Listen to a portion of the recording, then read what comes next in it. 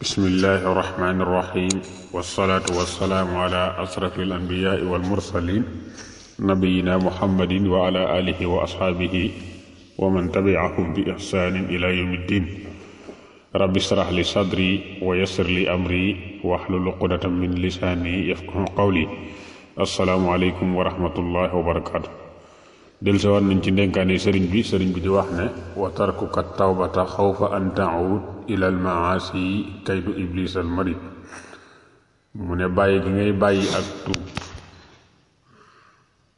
ngir ragal ne lii ngay tuub boo ko tuubee itam danga cee dellu rek mel na ngay def ak mooy yàlla xam nga mooy yàlla ku koy def danga ko war di tuub waaye nag nga jàpp ne mooy yàlla gi moom dëgër na ci yow dëgër goo xamante ni mënoo koo bàyyi kon nag comme mënoo ko bàyyi nga ne far nga ne léegi kon naa far bàyyi tuub sëriñ bi nee na loolu pexem iblis la iblis mooy def noonu ndax xam nga ne yàlla sunu borom tabaaraka wa taala dafa digle tuub farata la maanaam jamono ju nekk nit ki dafa war di tuub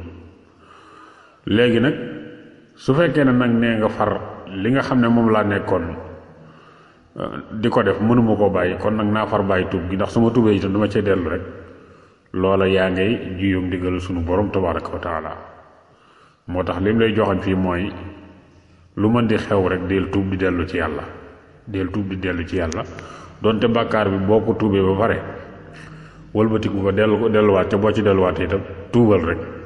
ndax loolu boo ci saxee mën naa am bu yàggee sunu borom tabaaraka wa taala defal la hidaayatu tawfiq nga far bàyyi loolu nga xam ne moom nga doon def waaye nag boo nee léegi nag jërul may tuub ndax ginnaaw dama cay delluwaat rek nee na loolu pexem iblis la yàlla na yàlla defal dégg ak topp in uridu ila al islah ma stataxtu ma tawfiqi illa billah wassalaamu aleykum wa rahmatullahi wa barakatuh